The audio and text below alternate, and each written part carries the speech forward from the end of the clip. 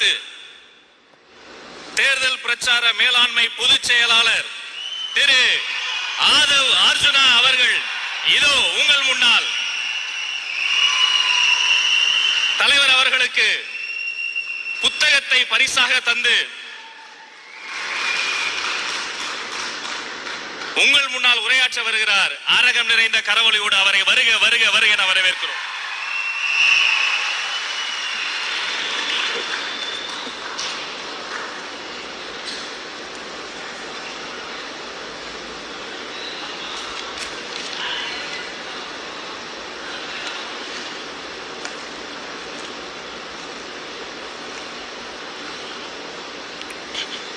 தெய்வத்தாலாகாதெனினும் முயற்சி தன் மெய்வருத்த கூலி தரும்.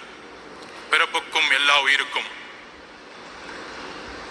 கொள்கை பரப்பு இணை செயலாளர் தாகிரா அவர்களே, மாநில உறுப்பினர் சேர்க்கை அணி செயலாளர் விஜயலட்சுமி அவர்களே, கொள்கை பரப்பு செயலாளர் ராஜ்மோகன் அவர்களே, தலைமை நிலை செயலாளர் திரு ராஜசேகர் அவர்களே, கழக துணை பொதுச் செயலாளர் திரு CTR நிர்மல்குமார் அவர்களே, கழக பொருளாளர் திரு P வெங்கட்ராமன் அவர்களே, கழக பொதுச் செயலாளர் திரு N ஆனந்த் அவர்களே, சிறப்பு விருந்தினர் நம்மளுடைய தலைவர், நம்மளுடைய கட்சியின் குடும்பம், நம்மளுடைய முன்னோடி தாய் தந்தை அவர்களுக்கு எங்களுடைய வணக்கம்.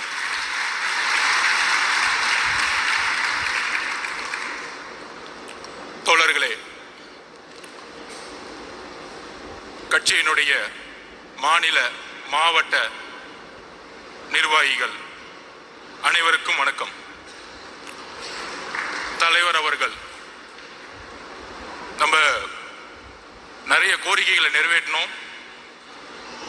இன்று வரையும் மக்களால் கட்சியால் பாசமுடன் அழைத்த நம்மளுடைய தளபதியை இனி வெற்றி தலைவர் என்று ஒரே குரலுடன்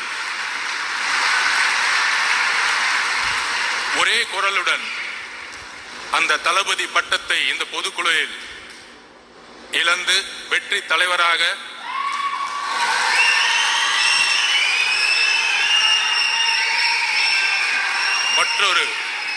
மற்றொரு தீர்மானமாக உங்கள் முன் நான் சமைக்கிறேன். ஆம் என்பவர்கள் கையை தூக்கலாம். ஆம். என்னுடைய தலைவர் அவர்களுக்கும் என்னுடைய அண்ணன் என்று சொல்லக்கூடிய விஜய் அண்ணா அவர்களுக்கும் என்னுடைய வணக்கம். இந்த அவையினுடைய பெயர் ராமச்சந்திரா. 1972 எந்த தீய சக்தியை எதிர்த்து, எந்த ஊழலை எதிர்த்து, எந்த குடும்ப ஆட்சியை எதிர்த்து ஆரம்பித்தாரோ திரு ராமச்சந்திரன் அவர்கள், அவருடைய பெயரில் இருந்து நம்மளுடைய முதல் பொதுக்குழு உதயமாகி கொண்டிருக்கிறது. என்ன ஒரு வரலாறு, என்ன ஒரு வரலாற்று இணைப்பு.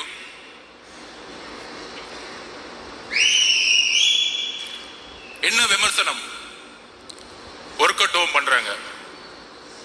கட்சியுடைய உட்கட்டமைப்பு எந்த அளவிற்கு இந்த 2 மாதங்களில் தலைவர் அவர்களுடைய மேற்பார்வையில், இங்க இருக்கக்கூடிய எல்லாருடைய மாநில நிர்வாகிகளுடைய பார்வையில் சுமார் 2,75,000 பொறுப்பாளர்களை நியமித்து, ஒவ்வொரு நியமமும் தலைவருடைய அனுமதியுடன் நியமித்து, 70,000 பூத் கமிட்டியில் 50,000 பூத் கமிட்டியுடைய வெரிஃபிகேஷனை முடித்து, ஒவ்வொரு நொடியும் கட்சியினுடைய உட்கட்டமைப்பில் தலைவர்களுடைய பங்கெடுப்பு அபரிமிதமானது. உட்கட்டமைப்போடு நாம் தேர்தல் போருக்கு தயாராகி கொண்டிருக்கிறோம். நீங்க சொல்ற மாதிரி ஒர்க் அவுட் இல்ல, உங்களெல்லாம் ரிட்டையர்மெண்ட் கொடுக்கறதுக்கு தான் ரெடி ஆயிட்டு இருக்கோம். உங்களுடைய 70 வருஷ அரசியல், உங்களுடைய ஒட்டுமொத்த மன்னராட்சி, குடும்ப ஆட்சி, 40 வருஷமா வேட்பாளர்னா இந்த அமைச்சர் பெரிய ஆளு, இந்த அமைச்சர் நிறைய செல்வாக்கு, நிறைய காசு வச்சிருக்கார், இந்த ஊழல் அரசியல் அமைச்சர்களையும் ஊழல் குடும்பத்தையும் தூக்கி எறிவதற்காக கட்சியுடைய உட்கட்டமைப்பை அமைதியாக பொறுமையாக உருவாக்கி கொண்டிருக்கிறார். கூடிய விரைவில் பொதுச் செயலாளர் அவர்கள் அறிவிப்பார்கள். கட்சியுடைய உட்டமைப்பு தமிழகமே எதிர்பார்க்கக்கூடிய ஒரு மிகப்பெரிய அதிர்வலையை உருவாக்கக்கூடிய ஒரு மாநாடை நடக்கும் பொழுது கட்சியுடைய உட்கமைப்பு எந்த அளவிற்கு 70 வருட கட்சிகளுக்கு நாம் ஒரு பெரிய சேலஞ்சா இருக்க போறோங்கிறத பதிவு செய்ய கடமைப்பட்டிருக்கிறோம். இதுக்கு நடுவில் எப்ப நம்மளுடைய போராட்டம் தொடர்ந்தாலும் மாநில அரசுடைய ஜனநாயகத்துக்கு எதிரான போராட்டமாக இருந்தாலும் ஒன்றிய அரசினுடைய தமிழர்களுக்கு எதிரான கொள்கைகளாக இருந்தாலும் போராடும் பொழுது ஒரு நெரேட்டிவை செட் பண்ணிட்டு இருக்காங்க. ஒரு கருத்தை உருவாக்கிட்டே இருப்பாங்க. அதை நான் இங்க பதிவு பண்ண நினைக்கிறேன். அண்ணா யூனிவர்சிட்டியில ஒரு மிகப்பெரிய பாலியல் பிரச்சனை உருவானது. இன்றைக்கு இருந்த ஆளும் கட்சி அதை மூடி மறைக்க பார்த்தாங்க. நம்மளுடைய தலைவர் ஸ்டேட்மெண்ட் வந்த பிறகுதான் தமிழகம் முழுவதும் எங்கே சார் என்கின்ற குரல் ஒலித்தது. ஒவ்வொரு பிரச்சனைக்கும் ஒவ்வொரு வினாடியும் குரல் கொடுக்கக்கூடிய இயக்கம். அப்படி குரல் கொடுத்துட்டு நம்மளுடைய ஒரே குறிக்கோள், நம்மளுடைய மாநாட்டில் தலைவர் அவர்களும் ஒட்டுமொத்த கட்சியும் ஒரு அஜெண்டாவை பிக்ஸ் பண்ணார். நம்மளுடைய ஒரே அரசியல் எதிரி திமுக, ஊழல், குடும்ப ஆட்சி, அதோடு சேர்ந்து கொள்கை எதிரி பிஜேபி. தமிழர்களுக்கு எதிரான கொள்கைகளை உருவாக்கக்கூடிய அரசை நாம் எப்பொழுதும் எதிர்ப்போம். இந்த டைரக்ஷன்ல நம்ம கரெக்டா போயிட்டு இருக்கும் பொழுது இந்த புலி அமைதியா தூங்கிட்டு இருக்கும்போது திடீர்னு ஒரு ஆடு என்ன பார்க்க மாட்டீங்களா, என்னையும் பார்க்க மாட்டீங்களா அப்படின்னு என்ன நெரேட்டிவ் செட் பண்றாங்கன்னா, திமுக கூட்டணிய உருவாக்கிட்டோம், எதிர்கட்சிகளை எப்படி செட் பண்றது, எவ்வளவு பெரிய நெரேட்டிவ் தெரியுங்களா? இதுதான் மத்தியில் வாழும் பிஜேபி செஞ்சுட்டு இருக்கு மற்ற மாநிலங்கள்ல. ஆனா இங்க எப்படி செய்யறாங்கன்னா, அதாவது போன 2ஆம் ஆண்டுக்கு பிரசாந்த் கிஷோர் வந்தார். ஒரு நண்பரா ஒரு ஆலோசனை சொல்லலாம். ஏன் வந்தாரு? எதிர்காலத்தில் முதலமைச்சராக கூடிய எல்லா தகுதியும் நம்மளுடைய தலைவருக்கு இருக்கு. தமிழக வெற்றி கழகம் ஆட்சியை அமைக்கக்கூடிய வலு இருக்கு.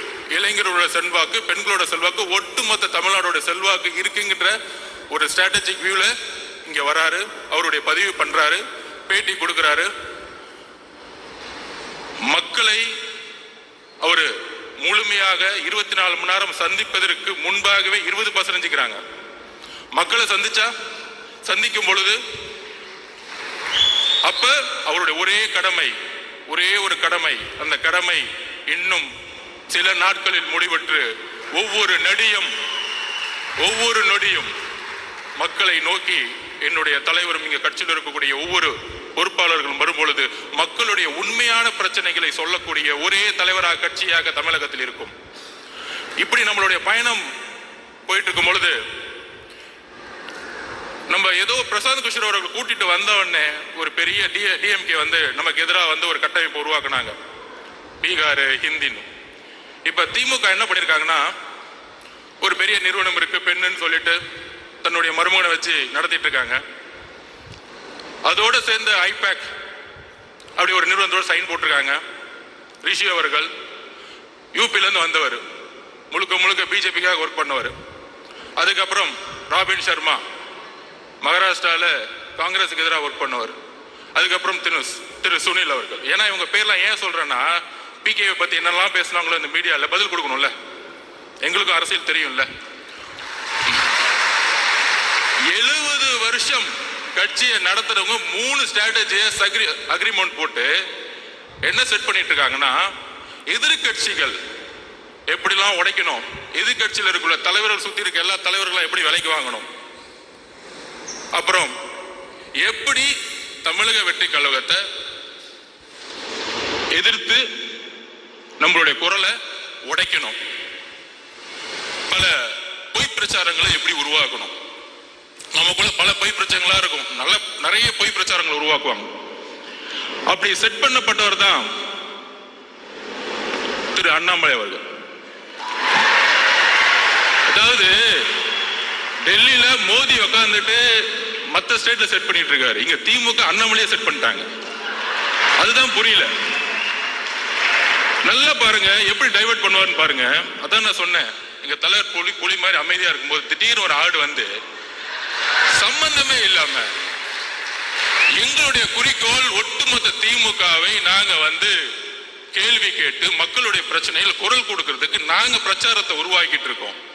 சம்பந்தமே இல்லாம வந்து எங்க தலைவரை பார்த்து அது ஒரு தொழில், என்னுடைய தொழில், பெண்ணை கேவலமாக பேசக்கூடிய ஒரு தலைவரை பிஜேபி வந்து வச்சிருக்கும் போதே முடிவாயிருச்சு அந்த கட்சி எந்த அளவுக்கு இருக்கு. அக்கா தமிழிசை சவுந்தரராஜன், வானதி அக்காக்கெல்லாம் தெரியும் இந்த தலைவரை பத்தி. எந்த அளவிற்கு திமுகவிற்காக நம்ம அண்ணாநிசுட்டி பிரச்சனை கையில் எடுக்கும் பொழுது மக்கள் எல்லாம் அந்த பிரச்சனை குரல் கொடுக்கும் பொழுது எங்கே சேர்றாங்க பிரச்சனை கொடுக்கும் போது திடீர்னு சட்டையை கழித்து சாட்டை அடிச்சுக்கிறது. என்ன அரசியல் பண்றீங்க? யாருக்காக இந்த அரசியல்? பாவம் மோடி அவர்கள் டெல்லியில் உட்கார்ந்து நமக்காக ஒரு பையன் சாட்டை அடிச்சிட்டு இருக்கான், நமக்காக ஒரு பையன் கத்திக்கிட்டு இருக்கான், நமக்காக ஒரு பையன் வேலை செஞ்சுட்டு இருக்கான் நினைக்கும் போது அங்கதான் பிரச்சனை இருக்கு. இந்த ஸ்ட்ராட்டஜிஸ் எல்லாம் வந்திருக்காங்களே அப்பயே கரெக்ட் பண்ணி முடிச்சிட்டாங்க பிஜேபியில. யார தலைவரே கரெக்ட் பண்ணிட்டாங்க. இனி வரும் காலங்களில் எங்கள் தலைவரையும் கட்சியும் தொட்டால் உங்களுடைய உண்மையை தூக்கி எறிவோம் மக்கள் மத்தியில். எழுதி கொள்ளுங்கள். எங்க மேல நீங்க எதுவும் சொல்ல முடியாது. நாங்க ஒண்ணு 10 வருஷம் ஆட்சியில ஊழல் பண்ணல, ஊழல் பண்ண பணத்தை போய் லண்டன்ல வச்சு கொண்டாடல. நாங்க தெளிவா இருக்கிறோம். ஏன் தலைவர் வருஷத்துக்கு 1000 கோடி ரூபாய் சம்பாதிக்கிறத விட்டுட்டு வராரு. நீங்க ஆட்சிக்கு வந்துட்டு ரெட் ஜெயின் கம்பெனி நடத்தி சினிமால சம்பாதிச்சுட்டு இருக்கீங்க. இதுவா அரசியல்? 2018 2021 ரெட் ஜெயின் கம்பெனியுடைய வருமானம் என்ன? 2021 ஆட்சி அமைத்த பிறகு ரெட் ஜெயின் கம்பெனியுடைய வருமானம் என்ன? அரசியல் அதிகாரத்தை வைத்து சம்பாதிக்கக்கூடிய எந்த செயலும் ஊழல் தான்.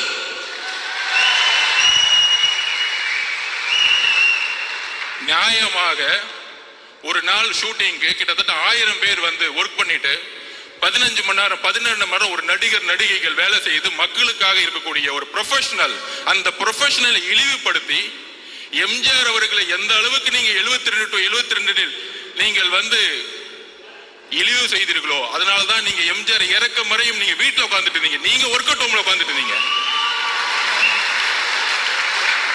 2 மாசம் பொறுமையா உட்கார்ந்து கட்சியோட உட்கட்டமைப்பை வந்து உருவாக்கிட்டு இருக்காரு. எதற்காக? ரிட்டையர்மெண்ட் கொடுக்கறதுக்காக. உங்களுடைய ஒட்டுமொத்த அமைச்சரவையும் ரிட்டையர்மெண்ட்டுக்கு ரெடி ஆகிக்கோங்க.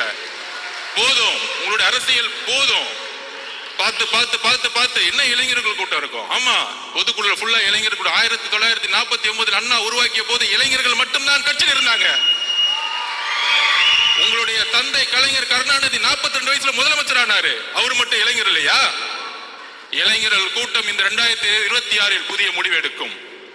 ஒட்டுமொத்த தமிழ்நாடு மாற்றங்களை உருவாக்கும்.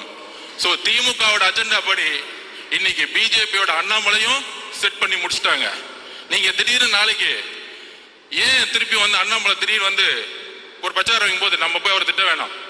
அதாவது கட்சியை விட்டமைக்கும் போது நான் கேட்டேன், அதோடைய ஸ்ட்ரக்சரை கேட்கும் போது நான் சொன்னேன் பொதுச்செயலாளர்கிட்ட, நான் இந்த ஐடி விங் எப்படி இருக்கும் அப்படின்னு கேட்டேன். இந்த அண்ணாமலை அவர்கள் பேசின உடனே உலகம் ஃபுல்லா ஐடி விங் இருக்கு. கட்சி நாடு இந்தியா மட்டும் இல்ல, உலகம் ஃபுல்லா ஐடி விங்க வந்து தலைவர் அவர்கள் உருவாக்கி வச்சிருக்காரு. ஐடி விங்க போட்டு கொஞ்சம் கண்ட்ரோல் பண்றதுக்காக தான் ஐடி விங் இருக்குமே தவிர திமுக மாதிரி ஒரு 300 பேரை போட்டு யாரா திட்டலாம், ஒரு 200 ரூபாய் கொடுத்துட்டு யாருக்கு லைக் போடலாம் அப்பன்னு சொன்ன உடனே வந்து ட்ரெண்டிங் எப்படி உருவாக்கலாம், இந்த செட்டிங் வேலை எல்லாம் எங்களுக்கு கிடையவே கிடையாது. சொன்ன அடுத்த செகண்ட் 2 நாள்ல கண்டென்ட்டும் கொடுக்க வேணாம், இதை செய்யுன்னு சொல்ல வேணாம், அடுத்த செகண்ட் அவங்க எடுத்து போடுறாங்க டேட்டாவை. பாருங்க, நீங்க சொன்னதுக்கு இது பதில். நான் பொதுச்செயலாளர் சொல்ல, அண்ணே கொஞ்சம் கண்ட்ரோல் பண்ணுங்கண்ணே, போதுண்ணே விட்டுருங்க, பாவண்ணே எவ்வளவுதான் பிரியாணி போடுவீங்க, போதும். அதனால திரு அண்ணாமலை அவர்களே, உங்களுடைய பிரதமர் மோடி அவர்களுக்கு உண்மையாக இருங்கள். உங்களுடைய தலைவர் அவர்களுக்கு உண்மையா இருக்கு. அதனாலதான் எந்த மீட்டிங்னாலும் கூப்பிடுறதே இல்லை. அடுத்த நாள் கூப்பிடுறாங்க மீட்டிங் கூப்பிட்டா. கட்சியுடைய தலைவரை வந்து மீட்டிங்லேயே வச்சுக்கிறது இல்லை. ஸோ உங்க கட்சிக்கு பூத் கமிட்டி மீட்டிங்ல இல்லை, அதுக்குள்ள ஏன் கட்சியை பார்த்து ஏன் தலைவரை பார்த்து என்ன ஒரு பெண்களை நோக்கிய விமர்சனம். எழுதி வைத்துக் கொள்ளுங்கள், பெண்களை நோக்கிய விமர்சனம் தூக்கி எறியப்படுவார்கள் தமிழக அரசியலில். எழுதி வைத்துக் கொள்ளுங்கள். இதுதான் லாஸ்ட், உங்களுக்கு இதுதான் பதில். எங்களுடைய தோழர்கள், ஏன்னா எங்களுடைய குறிக்கோள் ஆல்ரெடி தலைவர் பிக்ஸ் பண்ணிட்டாரு. திமுக மத்தியில் ஆளும் பிஜேபி. எங்களுடைய குறிக்கோள் ரொம்ப ஸ்ட்ரைட்டா இருக்கு. சும்மா திடீர்னு திமுக செட் பண்ணி தாவேக்கள் குழப்பம், ஜாதி பிரச்சனை. இங்க எங்கப்பா ஜாதி இருக்கு? எங்களுக்குள்ள ஒரு ஜாதியும் கிடையாது. இந்த ஜாதியை உருவாக்குறது நீங்க. 70 வருஷமா திமுக தான் ஜாதியை உருவாக்கி தேர்தல் நேரத்தில் வச்சிட்டு இருக்கீங்க. யாருக்கு தெரியுதோ? எனக்கு தெரியும். அங்கிருந்தா வந்த வேலை பார்த்துட்டு உடனே கேட்பாங்க, நீங்க அங்கதானே வேலை பார்த்தீங்க? திரு எம்ஜிஆர் அவர்களும் 20 வருஷத்துக்கு மேல அங்கதான் வேலை பார்த்தாரு. உண்மை தெரிஞ்சிச்சு, வெளியே வந்துட்டாரு. அவ்வளவுதான் சப்ஜெக்ட். எம்ஜிஆர் நடிச்சிருந்தா உட்காந்து கான்ட்ராக்ட் வாங்கிட்டு சம்பாதிச்சுட்டு இருக்கலாமே, ஏன் வெளியே வந்தாரு? அண்ணாவுடைய குறிக்கோளை நிறைவேற்ற முடியல, வெளியே வந்தாரு. ஜெயிச்ச பிறகு அண்ணாவுடைய குறிக்கோளை நிறைவேற்றினாரு. இன்றைக்கு அண்ணாவுடைய குறிக்கோளையும் பெரியார் அவர்களுடைய குறிக்கோளையும் நிறைவேற்றக்கூடிய ஒரே தலைவர் எங்களுடைய தலைவர். ஒரே கட்சி தமிழக வெற்றியோட கழகம். ஏனென்றால் இன்றைக்கு வரைக்கும் அறிவாலயத்தில் நீங்க பெரியார் போட்டோ வச்சது இல்ல, இன்றைக்கு அறிவாலயத்தில் அம்பேத்கர் சிலை நீங்க வச்சது இல்ல. நீங்க சமூக நீதி பத்தி பேசிட்டு இருக்கீங்க. என்ன சமூக நீதி? என்ன சமூக நீதி இருக்கு? வேங்கவேல் பிரச்சனைல யாரு தவறு செய்தா அப்படின்னு பார்த்தா, யாரு வந்து தண்ணியை குடிச்சாங்களோ அவங்களே தவறு செஞ்சுட்டாங்க. என்ன ஒரு சட்டம் ஒழுங்கு! வா வா சூப்பர்! என்ன ஒரு அப்பா! யாராச்சும் போய் கம்ப்ளைண்ட் கொடுத்தா போதும். யாராச்சும் கம்ப்ளைண்ட் கொடுத்தா விசாரணை கிடையாது, அவங்க மேலேயே பழிய போட்டு கேஸ் முடிஞ்சு, ஃபைல் க்ளோஸ்டு. இதுதான் இன்னைக்கு சட்டம் ஒழுங்கு. ஒரு பெண்ணு போய் பிரச்சனைன்னு சொல்லிட்டு அண்ணா கொடுத்து எஃப்ஐஆர் லீக் பண்ணி, காவல்துறையெல்லாம் திட்டவே கூடாது. காவல்துறையை யார் கண்ட்ரோல் பண்ணிட்டு இருக்கா? நம்மளுடைய அப்பா ஹோம் மினிஸ்டர் தான். அப்பா வேற யாரு? ஹோம் மினிஸ்டர் சரியில்லை. பிரச்சனை ஹோம் மினிஸ்டர் சரியில்லை. இங்க காவல்துறை பாவம், அவர் என்ன பண்ணுவார்? ஐபிஎஸ் அதிகாரி மேல இருந்து ஆர்டர் வரணும்ல. மேல இருந்து ஆர்டர் வராம இல்ல தூக்கி 3 பேரை போட்டு, ஏன் ஓபிசி கன்சாலிடேஷன்? இந்த அரசியல தூக்கி எறிங்க. தலித் மக்களை ஏன் தலிதா பார்க்க? மனிதனா பாருங்க. ஒரு பிரச்சனை ஒரு குழந்தைக்கு, அது யாரா இருந்தா என்ன? அது யாரா இருந்தா என்னன்னு கேட்டேன். அக்ரகாரத்துல ஒரு பிராமின் வந்து குடிச்சாலும் நான் கொஸ்டின் கேட்போம். எந்த ஜாதியா இருந்தாலும் எங்களுக்கு கவலை இல்ல. மனிதம் தான் என்னுடைய தலைவருக்கும் எங்களுக்கும் முக்கியம். மனிதத்தை நேசியுங்கள். ஒரு தவறு நடந்தால் ஒரு காவல்துறை எடுக்கக்கூடிய முடிவுகள் அரசியல் ரீதியாக இருக்கிறது. அதனால்தான் காவல்துறைக்கு வந்து இன்னைக்கு வந்து கை வந்து கட்டப்பட்டிருக்கு. ஆனா இங்க இருக்கக்கூடிய அரசியல்வாதிகள் இல்ல காவல்துறை தவறு செய்யுது, காவல்துறை இயக்கக்கூடிய அதிகாரம் தான் தவறு செஞ்சுட்டு இருக்கீங்க. அதை நாம் உணர்த்தணும். அப்புறம் தலைவர் சொன்னார், பாசிசமா பாயசமா? அதுக்கு நான் எக்ஸ்பிளைன் பண்ணிட்டேன். நிறைய பேர் உட்காந்து டிவி டிபேட்ல பேசினாங்க, அது என்ன பாயசம்? அவருக்கு அந்த அரசியல் தெரியல. நான் எக்ஸ்பிளைன் பண்றேன். அதுக்கு ஒரு வரலாற்று காரணம் இருக்கு. நேஷனல் பாசிஸ்ட் பார்ட்டி முசோலினி அவர்களால் 1ஆம் உலக போருக்கு பிறகு தொடங்கப்பட்ட கட்சி. அந்த கட்சியோட குறிக்கோள் தொழிலாளர்களையும் ஏழ்மையும் ஒழித்து ஒரு அரசியல் அதிகாரத்தை மக்களால் உருவாக்குவது. அப்படி உருவாக்கும் பொழுது ஒரு இனவாத அரசியலை அவங்க வந்து கையில் எடுத்தாங்க. அதே இனவாத அரசியலை பிஜேபி எடுத்து தேர்தல் அரசியலை கையில் எடுக்கும் பொழுது அதற்கு தான் அதன் பெயர் பாசிசம் என்று சொன்னோம். பாயசம் சொன்ன உடனே என்ன நினைச்சிட்டாங்கன்னா, திமுகலாம் பரவாயில்ல, அவர் வந்து நம்மள வந்து கொஞ்சம் ஸ்வீட்டா தான் திட்டுறாரு, தெரியல, இன்னும் அவ்வளவு அரசியல் அறிவு கிடையாது. 3ஆம் தலைமுறை இல்ல, 3ஆம் தலைமுறை கொஞ்சம் கம்மியா தான் இருக்கும், அவங்களுக்கு தெரியாது. இவர்கள் எப்படின்னா பாயசம் சொல்லக்கூடாதுன்னா நாசிசம்னு சொல்லணும். அப்பதான் கொஞ்சம் புரியும். ஸ்ட்ரைட்டா ஹிஸ்டரி புரிய வைக்கணும். நாசிசம் எப்படின்னா, பாசிசோடைய முசோலினியோடைய ஒருத்தரை பார்த்து வளர்ந்தாரு அந்த காலத்துல. அவர் பேர் தான் ஹிட்லர். அவர் தான் வந்து பாசிச உருவாக்குனார். National socialist German labours party. அந்த கட்சியோட பேர் பார்த்தீங்கன்னு வச்சுக்கோங்க, சோசியலிஸ்ட், லேபர், தொழிலாளர்கள் எல்லோரும் சமம் அப்படிலாம் இருக்கும். நம்ம திமுக மாதிரி. ஆஹா எவ்வளவு அழகா இருக்கு. அண்ணா அவர்கள் உருவாக்கி கொள்கை ரொம்ப அழகா இருக்கும். அண்ணா 3வது தலைமுறையில ஒன்னே ஒண்ணுதான் ஊழல். சும்மா பேருக்கு வந்து பேசிக்குவோம், ஜனநாயகமே இருக்காது. நம்ம சட்டசபையில பேசுவாங்கல்ல, நம்ம ராஜ்மோகன் அவர்களை போய் நம்ம எப்படி அவையை வந்து நடத்தினாரு, அவரை வந்து நம்ம வந்து ஸ்பீக்கர் ஆகிடலாம். சட்டசபை பார்த்தீங்கன்னா எப்படி இருக்குன்னா, எதிர்கட்சி தலைவர்கள் பேசுறத காமிக்கிறதே கிடையாது. வேல்முருகன் அண்ணன் பேசினா கூட காமிக்கிறது கிடையாது. ரொம்ப ஓவரா பேசுற உட்காரு. என்னடா ஜனநாயகம்? சட்டசபையில பேசினா கூட ஒன்லி முதல்வர் பேசுவார், அங்கிருந்து பேப்பர் வரும், திடீர்னு முழங்குவார், கேமரா அவர் மட்டும் காமிக்கும். எதிர்கட்சி தலைவரை நான் கேட்கிறேன், எதிர்கட்சி தலைவர் சபையில இருக்க மாட்டார், வெளியே போயிருப்பாரு, அவரை பார்த்து கேட்டுட்டு இருப்பாரு. 10 மானிய கோரிக்கை ஒரே நாள் நிறைவேற்றப்படும். உங்க அப்பா கலைஞர் காலத்துல கூட நிறைவேற்ற முடியல, பண்ணதில்லை. எவ்வளவு பெரிய தவறு! மானிய கோரிக்கைங்கிறது ஒவ்வொரு டிபார்ட்மெண்டோடைய ஒரு உயிர் நாடி. ஒவ்வொரு நாளும் மக்கள் வந்து எதிர்கட்சி தலைவர்களும் ஒவ்வொரு உறுப்பினர்களும் ஒவ்வொரு மானியத்தை நோக்கி, கல்வி மானியம் இருந்தா உட்கார்ந்து 2 நாள் டிபேட் பண்ணுவாங்க. ஆனா இன்னைக்கு எப்படி பிஜேபியோடைய பாராளுமன்றம் நடக்குதோ அங்கேயாச்சும் லைவ் போடுறாங்க, இங்க லைவும் கிடையாது. ஆனா இங்கிருந்து எம்பிகள் போய், நம்ம அக்கா கனிமொழி அக்காலாம் போய், ஜனநாயகம் பறிக்கப்படுகிறது, ஜனநாயகம் பறிக்கப்படுங்க, பேச விடல.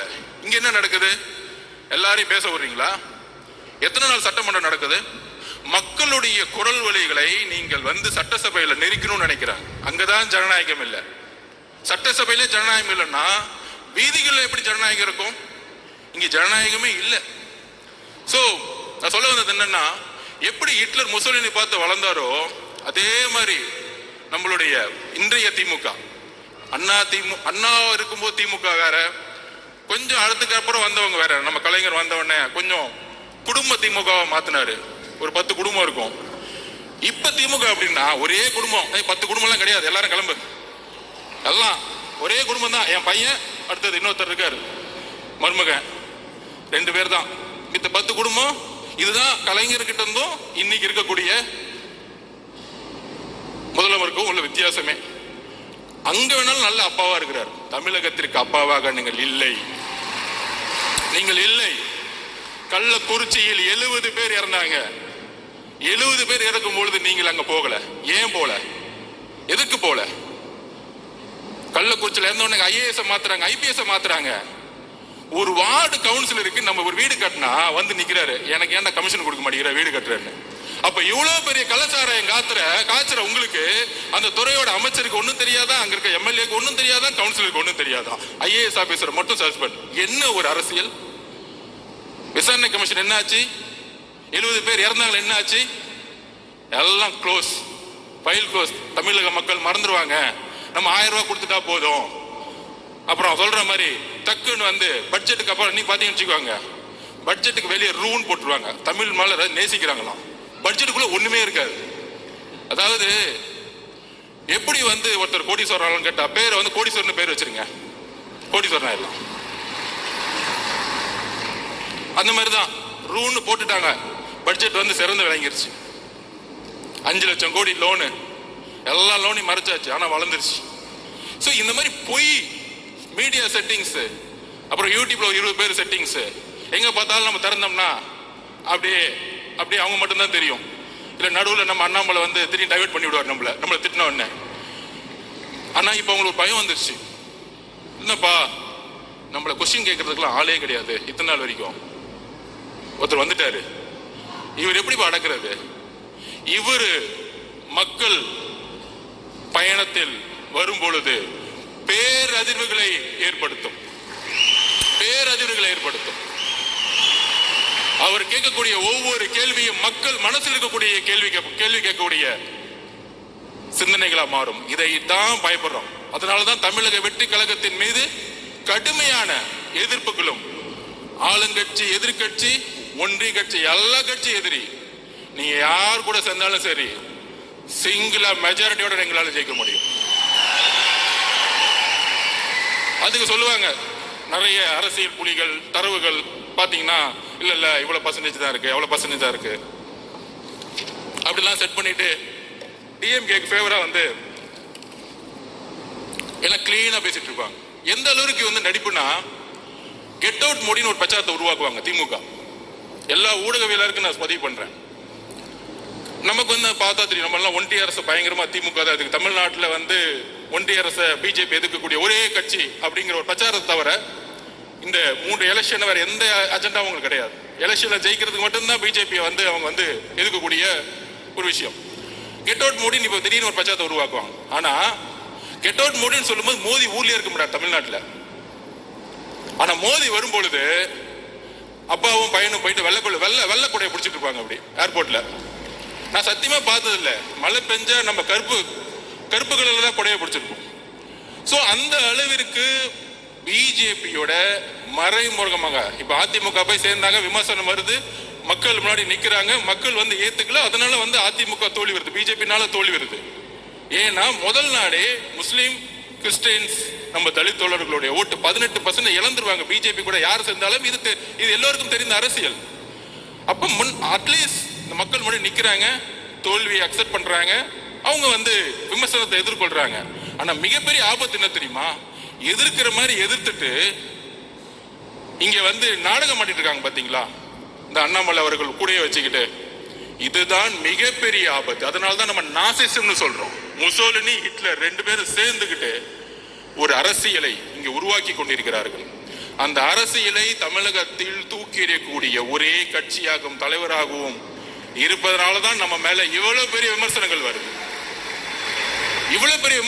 அதை நம்ம புரிஞ்சுக்கணும். ஏன்னா இங்க இருக்க கட்சியில் இருக்கக்கூடிய ஒவ்வொரு நிர்வாகிகளும் அடுத்த 13 மாதங்கள் தேர்தல் பிரச்சாரத்தில் நாம் ஒன்று சேர போறோம்.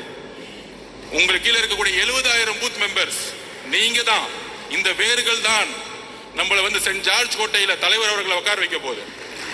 இங்க இருக்கக்கூடிய ஒவ்வொரு நிர்வாகிகளும் கடுமையான போராட்டத்திற்கு நம்ம வந்து மனசு வச்சுக்கணும். கடுமையா கண்டிப்பா எஃப்ஐஆர் போடுவாங்க, மிரட்டுவாங்க, போராட்டம் நடத்தினா. நீங்க என்ன பார்த்து போராட்டம் தெரியுமா? வெயிட் பண்ணுங்க, இன்னும் 2 மாசம் போராட்டம்னா என்னன்னு காமிக்கிறோம்.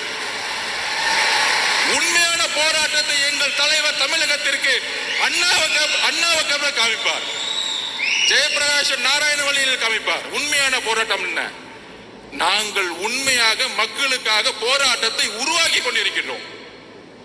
நாங்க அதை தெளிவா இருக்கிறோம். நடிக்கணும்னு அவர் சொல்றதா எப்பயுமே நம்ம உண்மையா இருப்போம். ஒரே குறிக்கோள் தான், மக்கள் கிட்ட உண்மையா இருப்போம், சமநிலையா இருப்போம். அதை நிர்வாகக்கூடிய ஒரே கழகம் இன்றைக்கு. எல்லாம் காம்ப்ரமைஸே கிடையாது. எல்லா கட்சி காம்ப்ரமைஸ். ஒன்னு மணி, ஒன்னு ஊழல், ஒன்னு குடும்பம், சொல்றதுக்கு ஒண்ணுமே இல்லை. விமர்சிக்க வேணாம். இனிமேட்டு நம்மளுடைய உரிமை, நம்மளுடைய கடமையை நோக்கி நம்ம போ, மக்கள் கிட்ட போ. அதுக்கான போராட்ட களத்தை தலைவர் அவர்கள் கட்சியுடைய கட்டமைப்போடு உருவாக்கி கொண்டிருக்கிறார். அதை நாம் நம்புவோம்.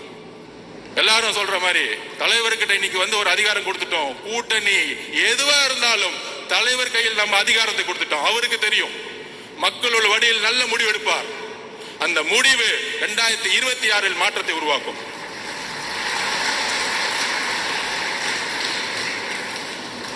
நான் ஏன் பிஜேபியும் டிஎம்கேவும் ஒன்னு சொல்றேன்னா, இது கூட்டணி கட்சிகளுக்கு புரியணும். அதை நான் வந்து தரவுகளோட பதிவு பண்றேன். அது உதாரணம் சொல்லணும்ல. ஏதோ ஒரு குற்றச்சாட்டு பண்ணிட்டு நம்ம அப்படியே கிளம்பிட்டோம். எதா இருந்தாலும் ஃபேக்ட் இருக்கணும். தலைவர் சொல்லுவாரு ஃபேக்ட் இருக்கணும், தெளிவு இருக்கணும். அதுக்கு நான் பதிவு பண்றேன். 2014 ஜெயலலிதா மேடம் வந்து இந்தியா முழுவதும் பிஜேபியோட அலை இருந்துச்சு. ஆனா மேடம் ஜெயலலிதா ஒரு செட் பண்ணாங்க. மோதியா லேடியா தேர்ந்தெடுத்த தலைவி, தமிழகத்தினுடைய தலைவி. அதோடைய நெரேட்டிவ் தான் 19 திமுக கையில் எடுத்தாங்க. மதவாதத்திற்கு எதிரான அரசியல் அதை கையில் எடுத்தாங்க. கடுமையான ஒரு பிரச்சாரம் மூலம் மிகப்பெரிய வெற்றி. அந்த வெற்றி அப்ப திமுக ஒன்று சொன்னாங்க, திரு ராகுல் காந்தி அவர்கள் பிரதம மந்திரி வேட்பாளர், அவர்தான் எதிர்காலத்தில் இந்தியாவை வழிநடத்த முடியும். திமுக அதற்கு ஒரு மனதாக குரல் கொடுக்கிறோம். வெஸ்ட் பெங்காலையும் போய் சொன்னார். ஆனா ஜெயிச்சுட்டு வந்த பிறகு 2021 என்ன செட்டிங் நடந்துச்சு டெல்லியில? இந்தியா அலையன்ஸ் உருவாக்குனாங்க. நீங்க இப்ப யோசிச்சு பாருங்க. 2004 நான் ஸ்டூடெண்டா இருக்கும்போது கலைஞர் வந்து ஒரு கூட்டணியை உருவாக்குவார். சோனியா காந்தி மேடத்தை வச்சு ஒரு பெரிய அலைன்ஸ் தீவுத்தொடர்ல மீட்டிங் போட்டு ஜனநாயகத்துக்கு எதிரான குரலை உருவாக்கிறோம் சொல்லிட்டு ஃபர்ஸ்ட் மீட்டிங் தமிழ்நாடு தான் உருவாக்கும். இந்தியாவுடைய ஒட்டுமொத்த கூட்டணியும் யாங்கிருந்து உருவாகுனா தமிழ்நாட்டில இருந்து உருவாக்குவாங்க. பிரதம மந்திரி தேர்ந்தெடுக்கக்கூடிய வலிமை தமிழ்நாட்டில இருந்து உருவாக்குவாங்க. அப்படி உருவாக்கும் பொழுது 2021 அப்புறம் அவர் வழியில் வந்தேன்னு சொல்றவங்க 2021 அப்புறம் அமைதியாயிட்டாங்க. அதாவது இங்க இருந்து கத்திட்டு இருப்பாங்க, நாங்கள் பிஜேபி எதிர்க்கிறோம், மதவாதத்தை எதிர்க்கிறோம், மோடி எதிர்க்கிறோம். ஏன்? ஓட் பேங்காக. இப்படி எதிர்த்தா முஸ்லிம் தோழர்களும் கிறிஸ்துவ தோழர்களும் தலித் தோழர்களும் ஓட்டு போட்டுருவாங்க. இங்கதான் ஒரு பொய் இருக்குன்னு நான் சொல்றேன். நீங்க என்ன நரேட்டிவ் செட் பண்ண, அந்த நரேட்டிவ் நான் உடைக்கிறேன். ஏன் உடைக்கிறோம் அப்படின்னா 21 அப்புறம் தமிழகத்தில் விசிகே ஒரு இந்தியா அலைன்ஸ் மீட்டிங்கை திருச்சி நடத்தினாங்க, வெல்லும் ஜனநாயகம்னு. ஏன் திமுக தலைமையில இந்தியாவோட அலைன்ஸ் மீட்டிங்க தைரியமா பிஜேபிக்கு எதிராக நீங்க நடத்தல? பதில் சொல்லுங்க. இன்னைக்கு ஏன் ராகுல் காந்தி அவர்கள் பிரதம மந்திரி வேட்பாளரா நீங்க சொல்லல? இதற்கும் பதில் இருக்காது. இதுதான் நடிப்பு. சோ மேல நாங்க ராகுல் காந்திக்கு பிரதம மந்திரி வேட்பாளரா நாங்க சொல்ல மாட்டோம். இங்க ஒரு எதிரியை உருவாக்குவாங்க. பிஜேபி, அண்ணாமலை கேமரா டெய்லியும் பாத்தீங்கன்னா அண்ணாமலை சுத்தி இருக்கும், திமுகவை சுத்தி இருக்கும். திமுகவை எதிர்க்கக்கூடியவங்க யாரு? 5% இருக்கக்கூடிய பிஜேபி. இன்னொரு மித்த கட்சியெல்லாம் அமைதி பண்ணிட்டாங்க. அக்கா சொல்றாங்க 4% மேல தாண்டாது அப்படின்னு. சோ அக்கா சொல்றதை கேட்டுக்கலாம். அப்ப டெய்லி மீடியால என்ன தெரியும்? இவர் கத்துவாரு, இவங்க பதில் கொடுப்பாங்க. திடீர்னு இருமொழிகள் அண்ணா சொன்னார் ஒரே தட்டி, தமிழகத்தில் இருமொழி கொள்கை எப்பொழுதும் இருக்கும், அதுவரை நான் ஆட்சி செய்து கொண்டிருக்கிறேன். இதை நீங்க காப்பாத்தல, அண்ணா உருவாக்கிட்டாரு. டீலிமிட்டேஷன் புரோகிராம் கொண்டு வருவாங்க, உடனே பிஜேபி ஏத்து நிற்கும், ஆமான்னு சொல்ல இவங்க எது நிற்கும். இந்த அரசியலை நம்ம கண்ணு முன்னாடி மீடியா செட்டிங்கோட பார்க்கவே வச்சுட்டு இருக்காங்க. அப்ப என்ன நினைப்போம்? ஓகே, மதவாதத்தை எதிர்க்கிறதுக்கு இன்னைக்கு திமுக மட்டும்தான் இருக்கு. சோ மதவாதத்தை எதிர்க்கக்கூடிய கூட்டணி கட்சிகள் இன்றைக்கு இருக்கக்கூடிய திமுக செய்யக்கூடிய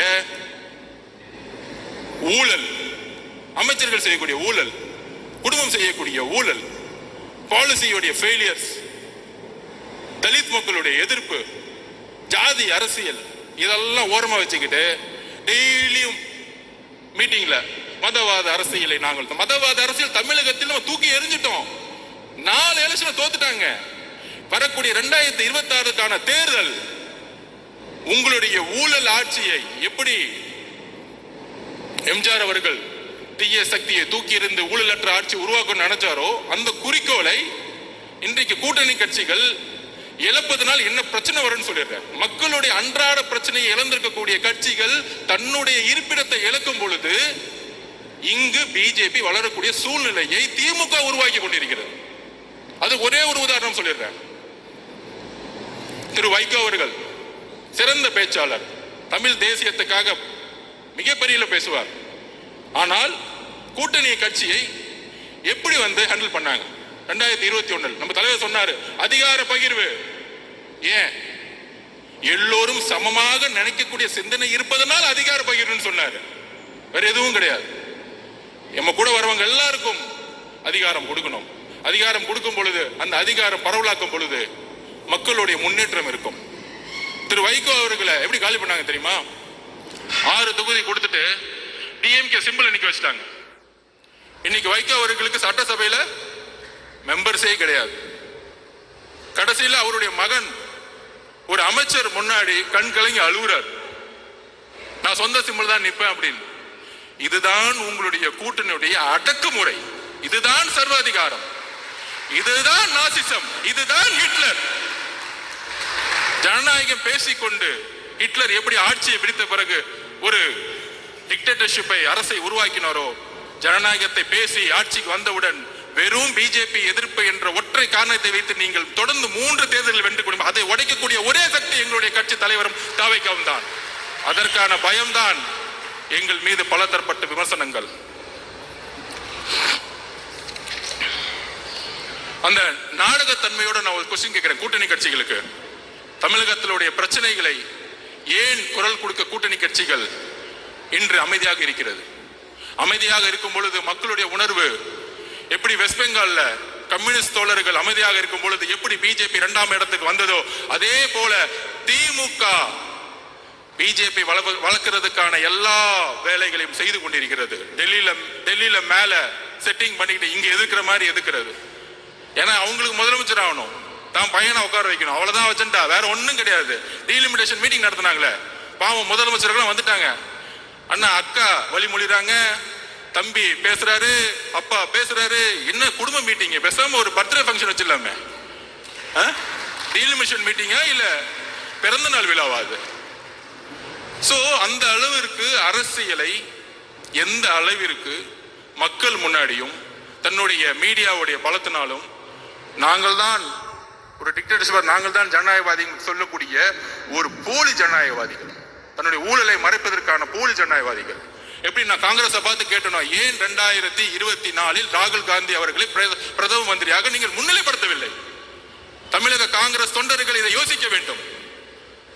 மேல இருக்கிற 1-2 பேரை செட் பண்ணிட்டு அது வல்ல காங்கிரஸ், தமிழக காங்கிரஸ் உடைய தொண்டர்களுடைய உணர்வு காமராஜ் ஆட்சியை உருவாக்க வேண்டும். இதை ஏன் செய்யவில்லை? காங்கிரஸ் தொண்டர்கள் இதை கேள்வி கேட்க வேண்டும். அதற்கு அப்புறம் நம்ம சிபிஐ, சிபிஎம், கம்யூனிஸ்ட் தோழர்கள் என்ன ஒரு அடக்குமுறை, சாம்சங் தொழிலாளர்கள் போராட்டம், அண்ணா சவுந்தரராஜன் அரெஸ்ட் பண்றாங்க. யாரு? கூட்டணி கட்சியில் இருக்கக்கூடிய ஒரு தோழரை அரெஸ்ட் பண்றாங்க. டாஸ்மார்க்ல பூட்டு போடும்போது எஃப்ஐஆர் போடுறாங்க, ஆனா கேட்கறது இல்லை. அதுதான் சிபிஐ தோழர்களிடம் நான் கேட்கிறேன், கம்யூனிஸ்ட் தோழர்களிடம் கேட்கிறேன், ஏன் நீங்கள் குரல் கொடுக்க மாட்டேங்கிறீர்கள்? எதற்காக கேட்டா பிஜேபி வந்துடும். பிஜேபியை மக்கள் தொடை தெரிந்து விட்டார்கள். அதை நாம் நம்புவோம், அதை நாம் நம்புவோம். மக்களுக்கான உண்மையான அதிகாரத்தை உருவாக்கக்கூடிய அரசியலை உருவாக்குவோம். நாங்க ஏன் உங்களை விமர்சிக்க மாட்டேங்கிறோம்னா, நீங்க 40 வருஷமா மக்களுக்காக போராடி போராடி தியாகம் பண்ண தலைவர்களாக நாங்க வந்து உங்களுக்காக பேசிட்டு இருக்கோம். எங்களுடைய எதிர்ப்பு ஊழல்வாதிகளுக்காக. ஓ, இதுக்காக கூட்டணிக்காக அர்ஜுன் பேசுறாரு. நோ, பிஜேபி உள்ள விடாம இருக்குன்னா பிசிகே இருக்கணும், கம்யூனிஸ்ட் இருக்கணும், காங்கிரஸ் இருக்கணும். நாங்கள் உண்மையாக முழக்கமிடுகிறோம். அரஸ்ட் பண்ணிட்டு ஜனநாயகத்தை குரலை உடைச்சிட்டு, அதுல அமைச்சரை மீட்டிங்ல அமைச்சர் பேசுறாரு, தஞ்சாவூர்ல தான் இருக்கிறார் இண்டஸ்ட்ரி, அவர் ஒரு பண்ணையாரு, 10 மணி நேரம் மீட்டிங் போகுது. மீடியால பேசுறது பாருங்க, எவ்வளவு பெரிய அவமானம் கூட்டணி கட்சிகளுக்கு. 10 மணி நேரம் மீட்டிங் பேசுறாரு. மீட்டிங் முடிச்சுட்டு வெளியே வந்த உடனே அந்த அமைச்சர் சொல்றாரு, நாங்க 10 மணி நேரம் பேசிட்டு இருக்கோம், இவங்க எதுக்காக வந்து பேசிட்டே இருக்காங்கன்னு தெரியல. டேய் அறிவு கட்டவங்களே, அவங்க என்ன கேட்கிறாங்க? தொழிற்சங்கம் உருவாக்க வேண்டும். ஏன் உருவாக்கணும்?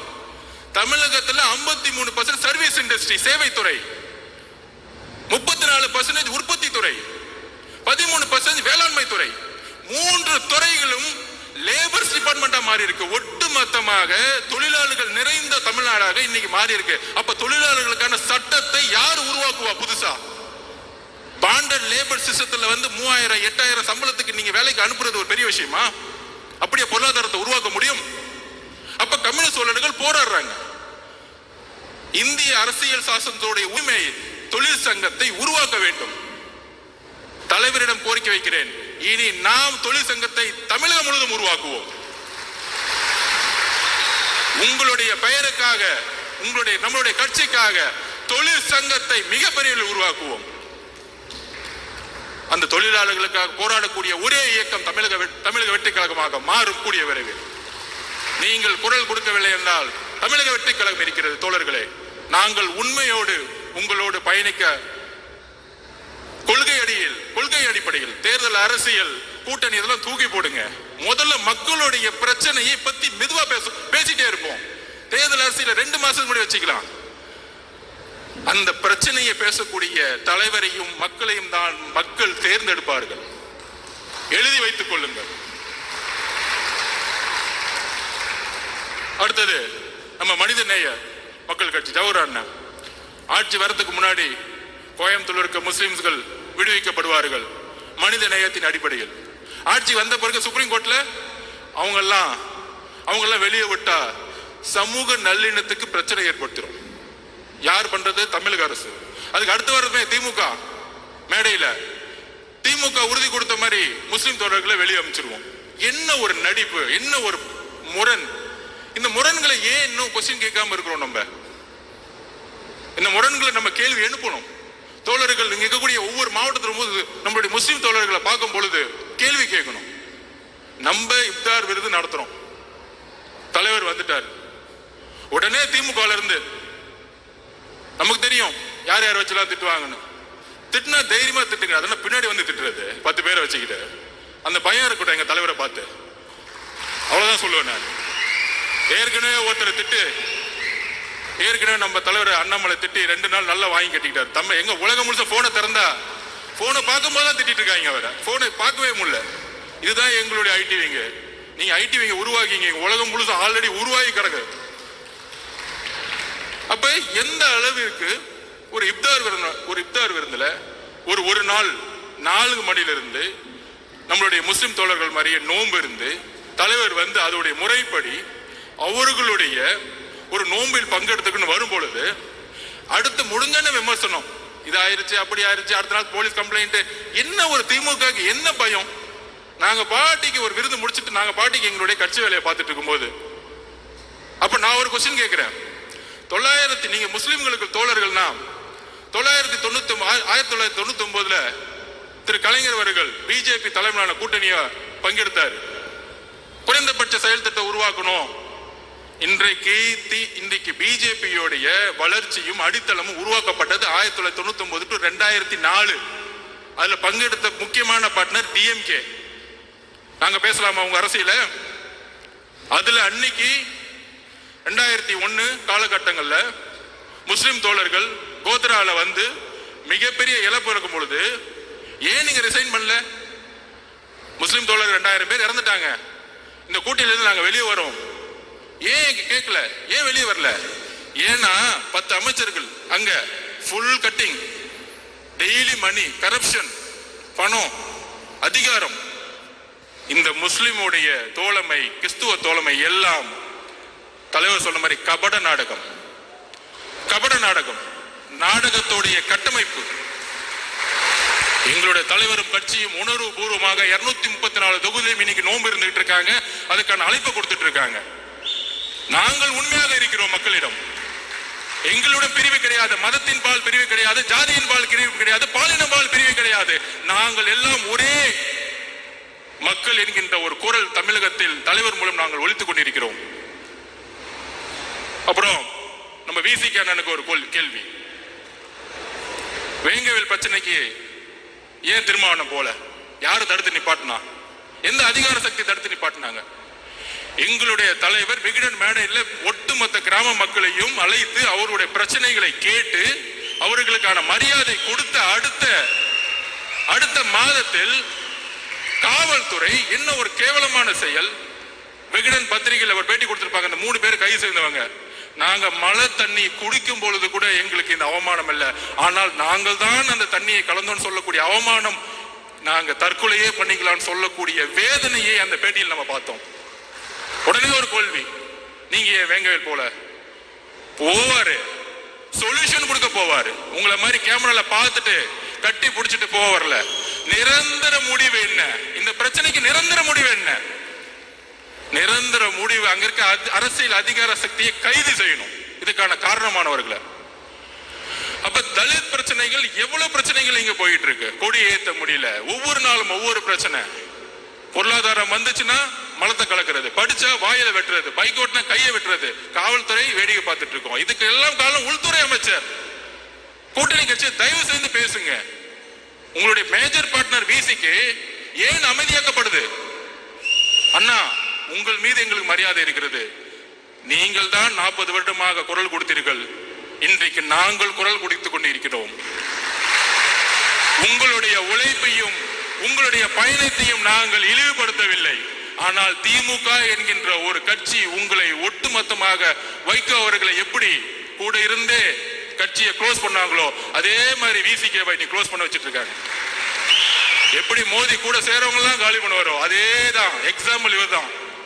கூட இருக்கவங்க எல்லாம் கட்சியை கலைச்சிட்டு எல்லா கட்சி 2ஆம் கட்ட தலைவர்களும் எல்லாம் வாங்க, அப்படி பின்னாடி வாங்க, எல்லாம் சீட்டு கொடுத்துருவோம். கடைசியில் 6 தொகுதி திமுக சிம்பிள் நில்லு. திமுக சிம்பிள் நின்னா நாங்க எதுக்குடா கட்சி ஆரம்பிக்கணும்? நாங்க எதுக்கு மக்களுக்காக போட வரோம்? திமுக சேர்ந்துடலாமே. அப்ப எந்த அளவிற்கு ஜனநாயகத்தை இங்க கேள்விக்குறியாக்கி பிஜேபியோட வழியில் இணைந்து இன்னைக்கு ஒரு அரசியலை உருவாக்கி கொண்டிருக்கிறார். இதுதான் தமிழக மக்கள் விழிப்புணர்ச்சியோடு இனி சிந்திக்க வேண்டும். நம்மளுடைய தோழர்கள் இது சிந்திக்க வேண்டும். நமக்குள்ள ஒரு ஒற்றுமை இருக்கணும்.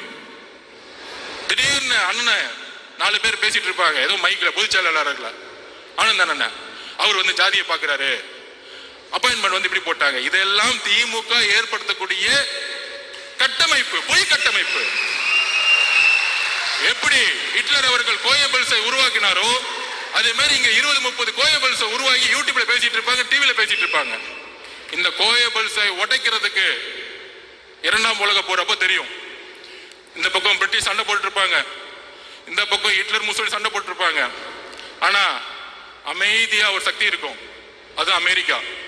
அமைதியா கட்டமைப்பு உருவாக்கி ஒரு நியூக்ளியர் வெப்பனை ரெடி பண்ணி அமைதியா பார்த்துட்டே இருப்பாங்க. திடீர்னு வந்து ஜப்பான் மேல ஒரு நியூக்ளியர் வெப்பனை போடுவாங்க, அதோட வார் க்ளோஸ்ட். இன்னைக்கு உலகத்தோடைய நம்பர் 1 அமெரிக்கா. பிரிட்டிஷும் கிடையாது, ஜெர்மனும் கிடையாது, பிரான்சும் கிடையாது.